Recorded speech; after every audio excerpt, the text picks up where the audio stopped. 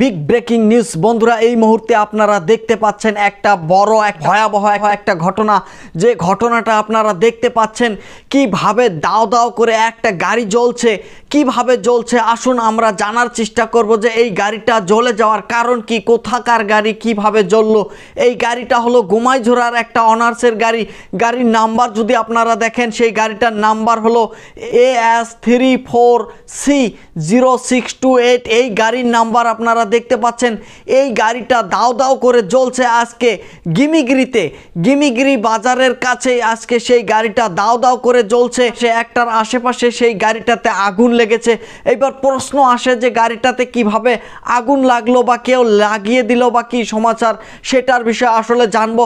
তার আগে আপনাদেরকে আমি বলছি যে গাড়িটা যেভাবে পুরা যাচ্ছে, গাড়িটাতে কি মাল নিয়ে এসেছিল আপনারা জানুন।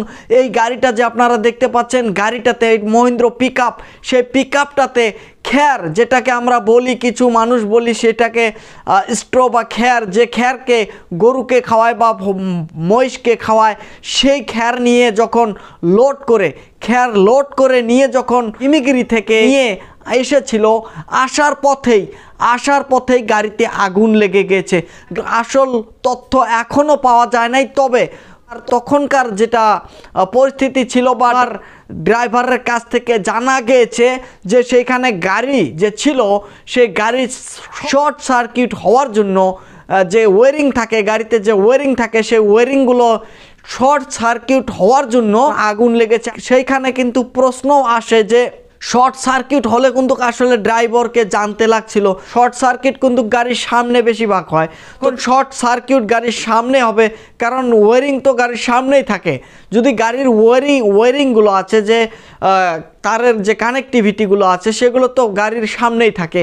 আর যদি সামনেও থেকে পিছনে যদি গিয়ে আগুন লাগলো, তাহলে সেটা কিন্তু নিশ্চয় ড্রাইভারকে জানতে লাগছিল। বা যদি ড্রাইভার সেইখানে উপস্থিত যদি থাকে, তাহলে হয়তো ড্রাইভার সেইখানে বলেও কিন্তু সেইখানে আসলে সেই জিনিসটা সমাধান করাও তার পক্ষে সম্ভব নয়। কারণ সেইখানে না কোনো পানির ব্যবস্থা আছে, না কোনো অন্য কোনো ব্যবস্থা আছে। যে গাড়িটা আপনারা দেখতে পাচ্ছেন, যখন গাড়িটাতে আগুন লাগে, আগুন লাগার পর যখন খ্যারগুলো পুড়ে যাওয়া হয়, এবং পুড়ে যাওয়ার পর সেইখানের কাছে যাইতে পারে নাই, আগুনের এত তাপ ছিল।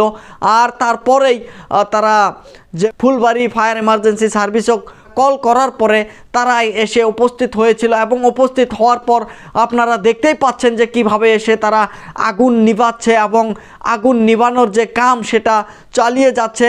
তবে সেখানে কিন্তু কিছু মানুষ বলেছিল যে যদি ফায়ার ব্রিগেড বা যে ফায়ার সার্ভিস এমার্জেন্সি সার্ভিস যে আছে, যদি এখনও আসে, হয়তো সেই গাড়ির যে ইঞ্জিন আছে সেই ইঞ্জিনকে বাঁচানো যায়, বা ইঞ্জিনটা হয়তো কিছু ভালো থাকবে, সেই ধরনের এক কথা কিন্তু সেইখানে হয়েছিল। আর এই কথা হয়তো বলার পরেই ফুলবাড়ি থেকে ফায়ার ব্রিগেড তারা এসেছিল, এবং আসার পর আপনারা দেখতে পাচ্ছেন কিভাবে আগুনগুলো নিভাচ্ছে এবং আগুন নিভানোর চেষ্টা করছে। এই আগুনকে নিভানোর সম্ভব হয়েছে ফায়ার ব্রিগেড আসার পরে, এবং তার আগেও যেগুলো টায়ার টুয়ার আছে সেগুলো জ্বলে পুড়ে ছারখার হয়ে গিয়েছিল। তবে এখন কিন্তু একটা প্রশ্ন আসে যে আসলে যে ফায়ার ব্রিগেড আসার পর আগুন নিভালো, এবং যে গাড়ির অনার্স আছে তার এখন কি ভাবনা হচ্ছে বা কি এখন মনে হচ্ছে। কারণ সে হয়তো ভাড়া খ্যার বা নিজের খ্যার সে গাড়ি দিয়ে হয়তো আনতে চেয়েছিল, এবং নিজের গাড়ি দিয়ে নিজের খ্যার আনতে গিয়ে সে গাড়িতে আগুন লেগে গেল, এবং শর্ট সার্কিট হওয়ার কথা সেইখানে চলে আছে। তবে শর্ট সার্কিট কিন্তু আসলে সেইখানে হওয়াটা স্বাভাবিক, এবং সেখানে এটাও দেখতে হবে যে গাড়িটা আসলে কত নতুন বা পুরানা, এবং পুরানা গাড়িতেও কিন্তু শর্ট সার্কিট হয়, নতুন গাড়িতেও শর্ট সার্কিট হয়। যে পিকআপটা আপনারা দেখতে পাচ্ছেন, সেই পিকআপ, এই ধরনের পিকআপ কিন্তু রাস্তায় বহু ধরনের চলে।